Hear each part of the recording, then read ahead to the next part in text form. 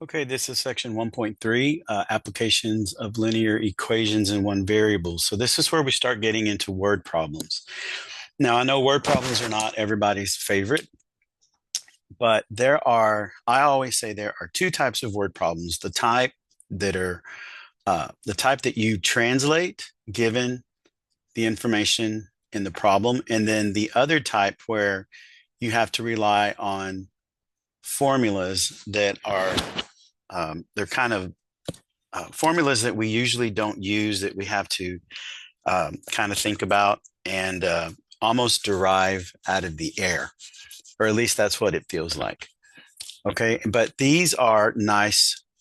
These are the nice word problems because all of our information is going to come from the sentences that are in the problem itself. So we go through this problem solving strategy. So first, read the problem carefully, determine what the problem's asking for, and assign the variables. Now, it might be one variable, it might be two variables, but assign your unknown quantities, assign your variables to your unknowns. And then, if appropriate, make a figure or a table, draw a picture, use a table, do something to help you out.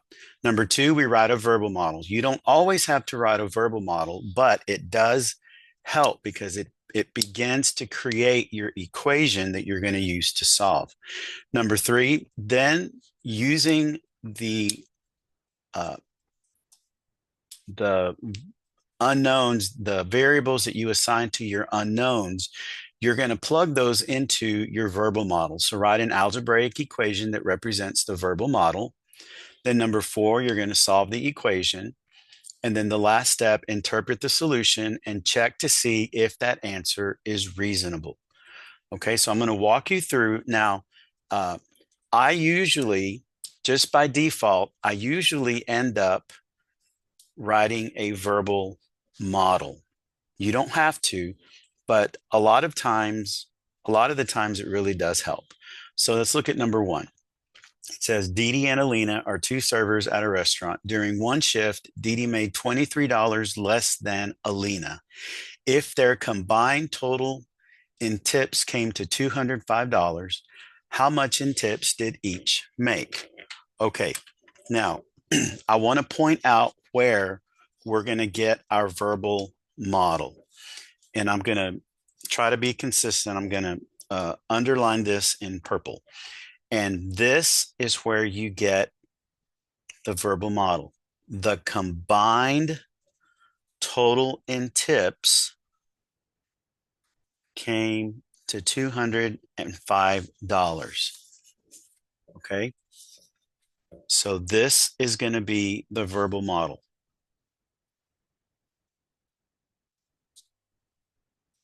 Now, what makes up the $205? Well, it's their combined,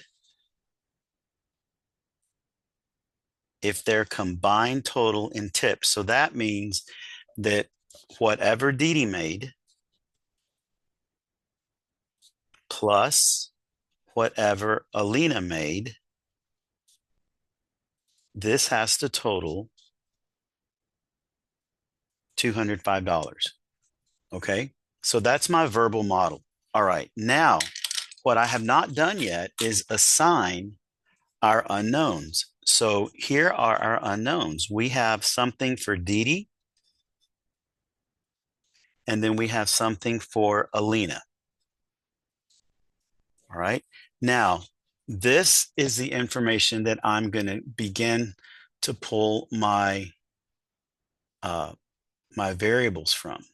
It said Dee Dee made $23 less than Alina.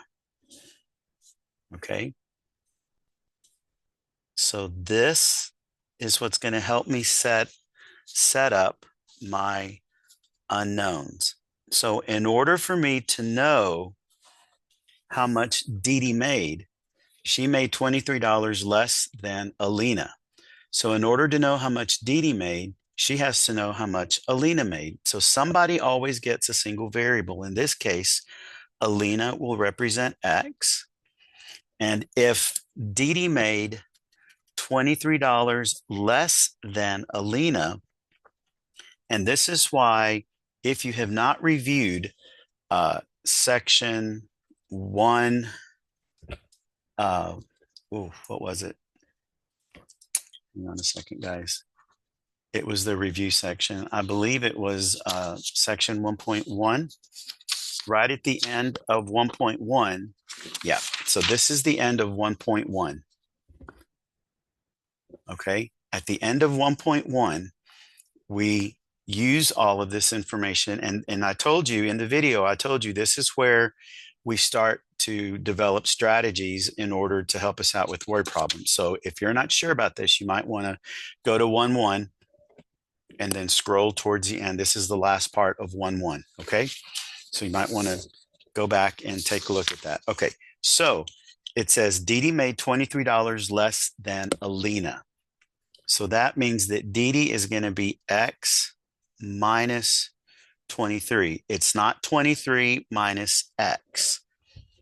Okay. She made $23 less than Alina. So whatever Alina made, she has to deduct $23 from. Okay. So now I have something to plug in. So Dee Dee is going to be X minus 23 plus Alina, which is just X. And this has to total $205. Okay, so now I have my equation, so I can solve this. So X and X is 2X minus 23 equals 205. And then we're going to add the 23 to both sides. So that's going to give us 228. We solve for X, and that gives us 114. So that means X is Alina. So Alina made $114. Well, if Dee Dee made $23 less than that, then I'm just going to subtract 23 from 114, and that ends up giving us $91. Okay. Now, how do I know this is right? Let me clean up my dollar sign. It looks funny. And that looks like an A. Oh, there. Okay. Now, how do I know that this is right? Well, I know it's right if I add them together, because their combined tips has to be $205. My goodness. So check. That works. So that means I just answered my question. Dee Dee made, they want to know how much did each make. So Dee Dee made $91 and Alina made $114. Okay. So again, it's not as bad as you think it is. All right, let's go to number 2. It says a 15-foot board is cut into 3 pieces. One piece is 3 feet longer than each of the other 2 pieces. Find the length of each piece. Okay, our verbal model, and let me do this in purple.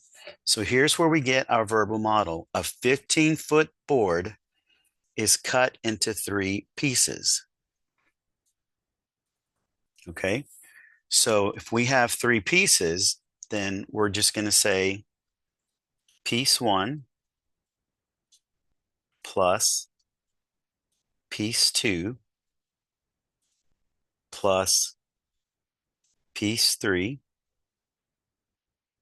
has to total, it has to equal 15 feet. Now look, here are our unknowns, all right? So we have piece 1,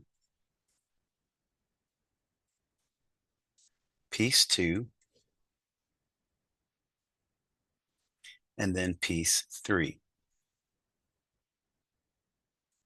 Now, this is going to tell us something. Let's see, did I do this backwards? No, I didn't. Okay. So this piece is going to help us determine how to set up our unknowns.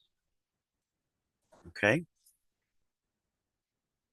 So it says that one piece is 3 feet longer than the other two pieces. So two of the pieces have to be the same length. So let's just say that piece one is X and piece two is X. Now, the other piece is 3 feet longer than each of the other two. If it's longer than the other two, that's going to be X plus 3 because we're going to have to add 3 feet to whatever we get. Okay, so now we have our unknowns. So we're just going to plug in. Piece one is X, piece two is X, piece three is X plus 3. And that has to total 15. So there's our equation, and now we solve. So 1, 2, we have 3 x's plus 3 equals 15. Subtract 3 from both sides. So we get that x is 4. So that means that piece 1 is going to be 4 feet. Piece 2 is also going to be 4 feet because it said that one piece is 3 feet longer than each of the other two. Okay. Just clean this up. Sorry, guys, I get really particular. Okay. Now, if x is 4, 4 plus 3 is just going to be 7. And then again, I'm just going to do a quick check. If this is right, I should end up with 15. So 4 plus 4 is 8 plus 7 is 15 feet. Check. So we're good. So here are our solutions.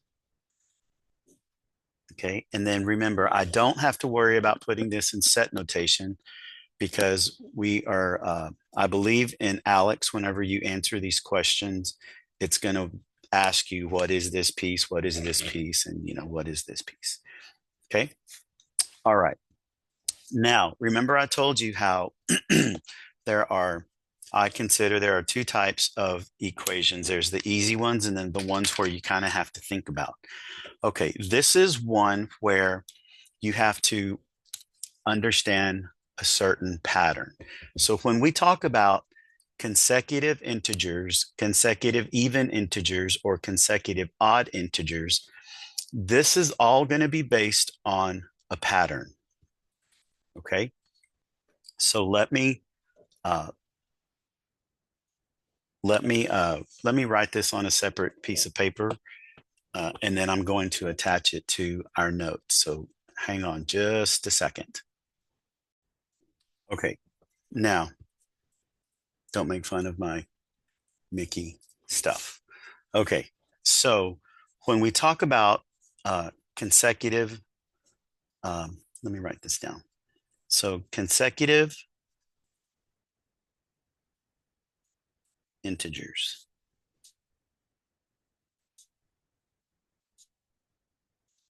So consecutive integers are numbers one right after the other, okay?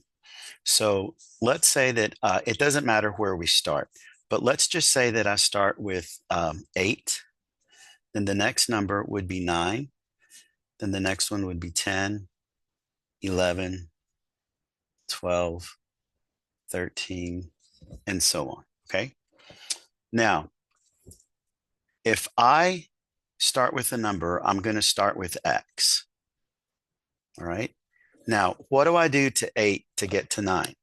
That means I would have to add 1 to it, right? So, and if I start with X in order to get to the next number, that would just be X plus 1.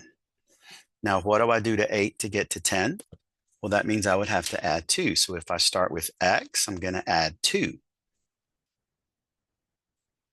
And then this one, this would be X plus 3, X plus 4, X plus 5. Now, let's say that I wanted to start someplace totally different. Okay. Let's say I wanted to start, let me get a different color. I'll just use red. Let's say that I wanted to start with the number 47. Okay, so if this is 47, then the next consecutive number would be 48. So if x is 47, 47 plus 1 would be 48. 47, because x is 47, 47 plus 2 is 49. Then we get 50, then 51, and 52. If I wanted to start with negative 17, negative 17 plus 1 would be negative 16. Negative 17 plus 2 is negative 15, then negative 14, negative 13, negative 12, and so on. Let me just put dot, dot, dot, dot. Okay. So you can see how this pattern works. Okay. Just put dot, dot, dot. All right. So consecutive integers, this is the pattern that we use for consecutive integers. All right. We use x, x plus 1, x plus 2, x plus 3. So if I wanted 4 consecutive integers, then it would be x, x plus 1, x plus 2, and x plus 3. Okay. Now, the next one is when we talk about consecutive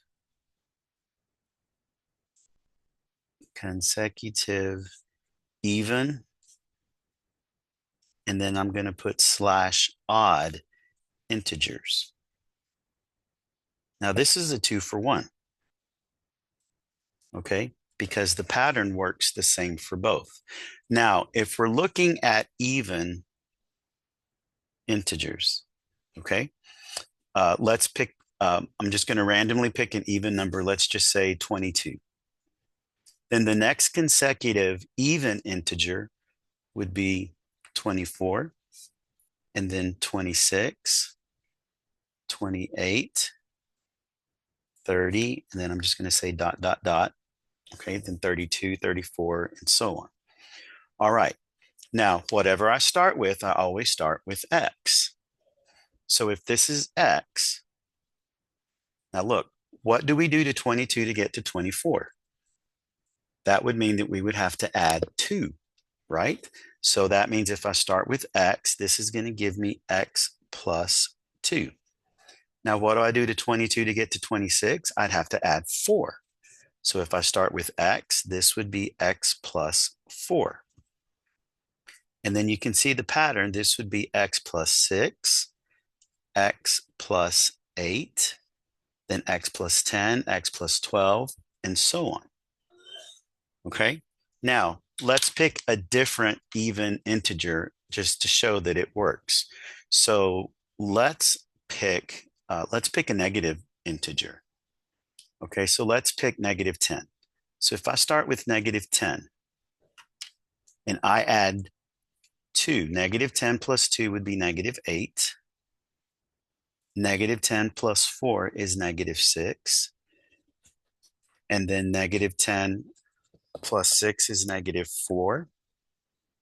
Then negative 2, and so on. And so you can see how the pattern works. These are all consecutive even integers. Okay. Now, let's look at the odd integers.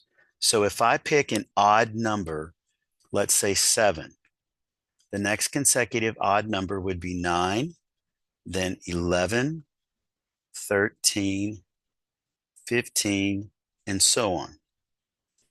Okay.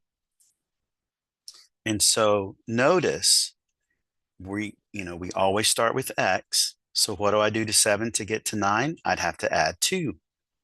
What do I do to 7 to get to 11? I'd have to add 4. What do I do to 7 to get to 13? I'd have to add 6, and then 8, and so on.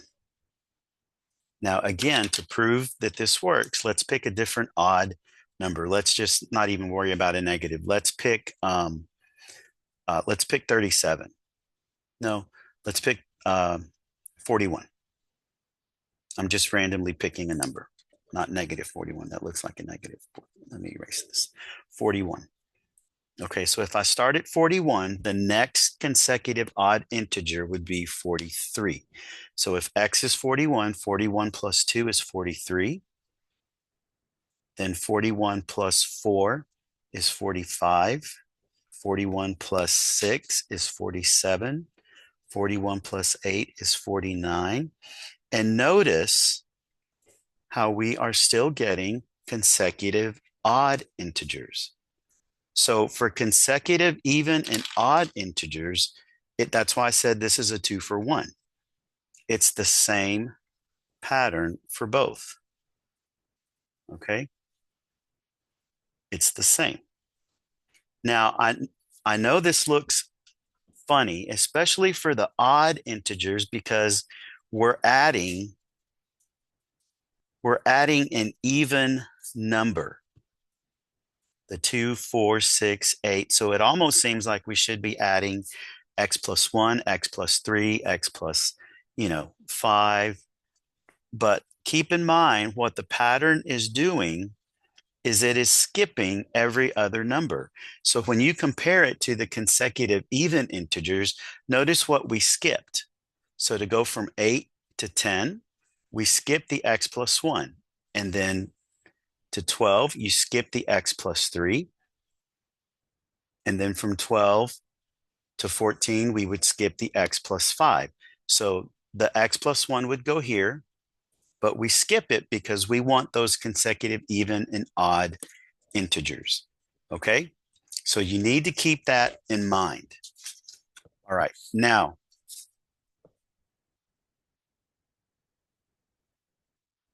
okay.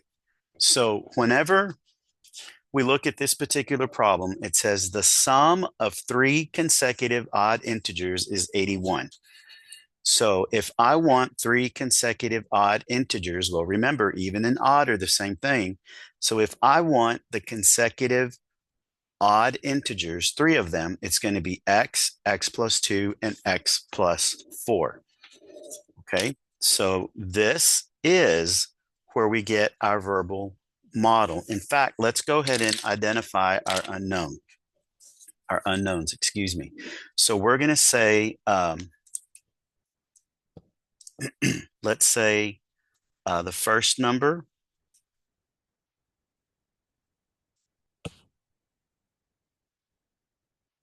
the second number,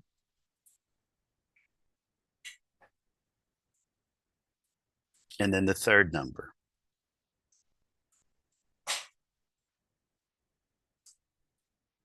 Okay, now since we are looking for 3 consecutive odd integers,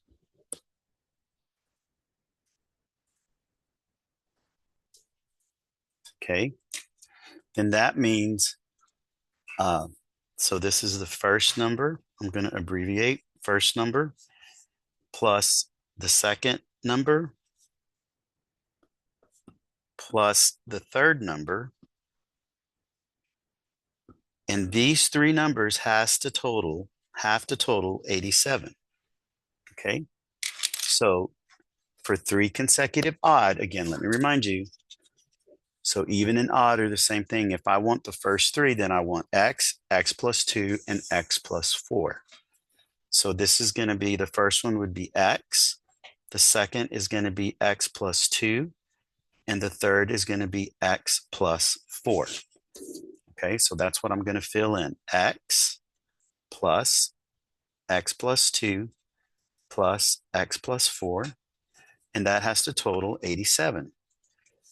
And now we're home free. All we have to do is solve. So 1, 2, 3 x's plus 2 plus 4 is 6 equals 87. And then we're just going to solve. Subtract 6. That gives us 81. So x has to be 27. Now, is 27 an odd integer? And it is. So we know that we're good. So the first integer is 27.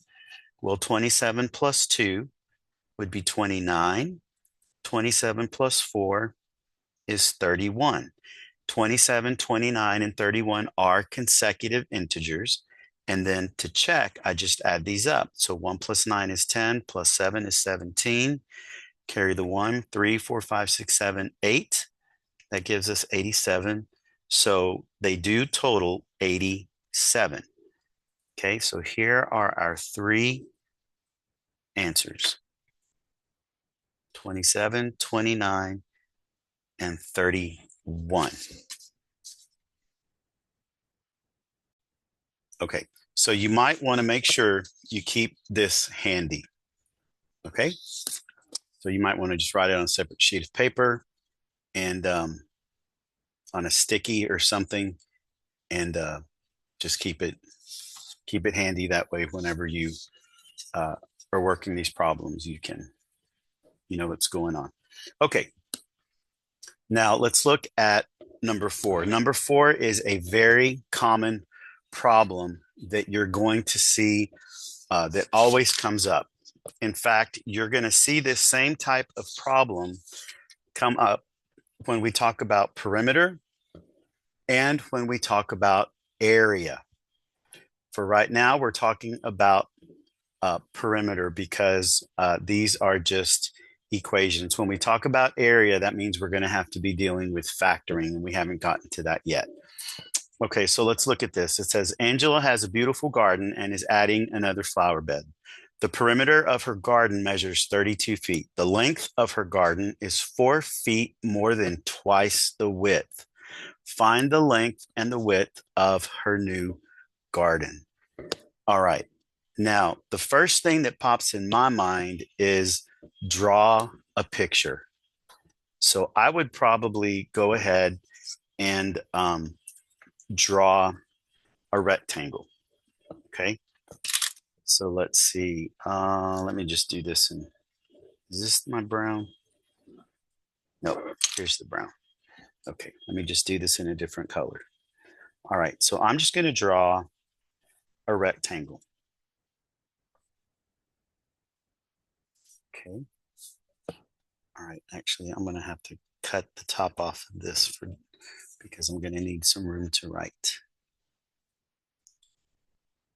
Now, it doesn't have to be perfect, but just, you want to just draw a rectangle. Okay. And that is a crooked rectangle, but you get the point. Okay. Now, there are two ways that you can do this. Since we're talking about perimeter, we have a rectangle. Now, if you can use the formula for the perimeter of a rectangle if you want. Okay, but I'm just going to show you how to do this by drawing a picture, and then I'm going to show you how to use your formula. Okay, now this one's going to be a little tricky in trying to get a verbal model. Okay, so here I'm just going to identify what I know. All right, so I know that the perimeter of the garden is 32 feet. That sounds like some important information that I'm going to need. So I'm just going to say inside the box, I'm going to say that the perimeter is 32 feet. Okay, now we have a rectangle, which means we have a length and a width. So this is a length. This is a length. And then this is a width. And, I'm gonna have to squeeze that in. Okay. All right. All right.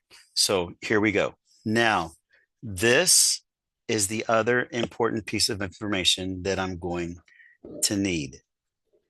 It says the length of her garden is 4 feet more than twice the width. So in order for me to know the length, I have to know the width. So the width is going to be X. Well, if it's a rectangle, then my widths have to be the same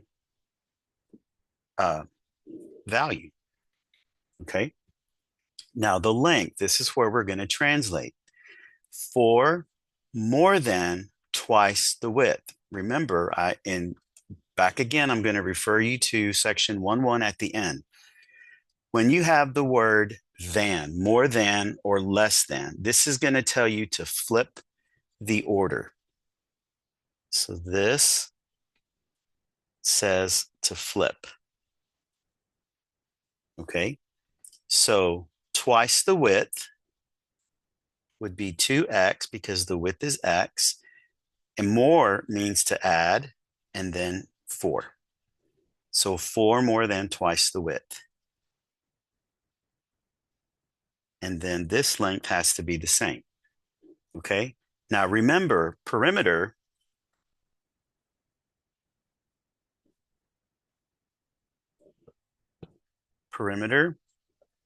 is the distance around an object. So this is where if you don't want to use the formula, then all you're going to do is add up all the sides. So if I do that, then that means I'm just going to start right here. So I'm going to have, I guess I'm going to do this in purple. I want it to be consistent. Hang on a second. Okay, I just had to rewrite. I wanted to be consistent, so I just rewrote everything.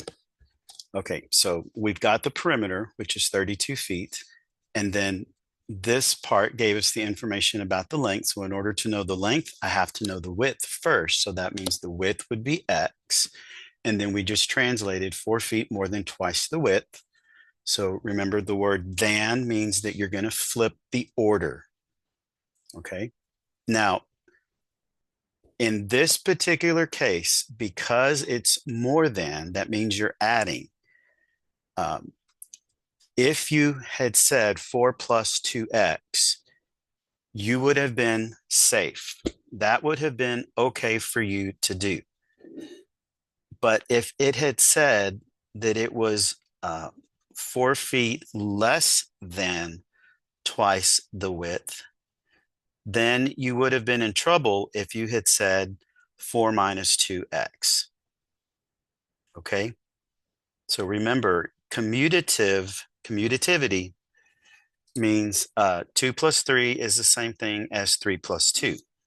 But if I had 2 minus 3, that's different from 3 minus 2. Okay? Golly, I can't get this to clean up. Oh, there we go. Sorry, guys. I get very particular about my notes. Okay. All right. So now all we're going to do is fill in. So we know that the perimeter is 32 feet. Now we have 2 lengths. So one length is 2x plus 4, plus the second length is 2x plus 4, plus the width is x, plus another width is going to be x. So now we just solve this. So 2x and 2x is 4x, 5 and 6. So we have 6x plus 4 is 8. And then we're just going to subtract 8 from both sides. So we get 24. Then I'm just going to flip this around. So x is 4. So I just found that my width is going to be 4 feet. And since the length is 4 more than twice the width, well, if the width is 4, twice the width would be 8. 8 plus 4 is 12 feet. Okay, now how do I know I'm right? Well, I have 2 widths and 2 lengths. So 4 and 4 is 8. 12 and 12 is 24. So 8 and 24 gives me 32. Okay, So that's how I know I'm right. Now, that's how we solve this based on drawing the picture. Okay. Now, let me show you the other way on how to solve this by using the formula. And the formula is much quicker. Okay, but you got to remember what the formula is. So the formula for the perimeter of a rectangle is going to be twice the length plus twice the width. So the perimeter is 32. 2 times the length, which is 2x plus 4, plus 2 times the width, which is the width is just x. So now we distribute. Be careful. So that's 4x plus 8 plus 2x. 4x plus 2x is 6x. Then we have the plus 8. Subtract 8. And so we get that x is 4, which is the width.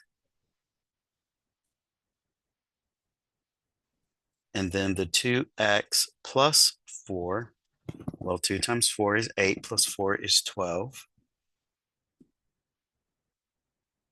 And this would give us the length. So you can see how using the formula was a lot quicker than us drawing the picture. But you need to do whatever works best for you. Okay. So just remember, when you take your test, you're going to have 2 hours. So you want to budget your time accordingly. And you will have when you take your test, you will have a timer that tells you how much time you've got left. Okay. So you don't have to worry about that. All right. I'm going to go ahead and stop the video here. This is going to be part 1. And then I'll have a part 2 to work these last 3 questions. I just wanted to give you a break. Okay. So make sure that you watch part 2.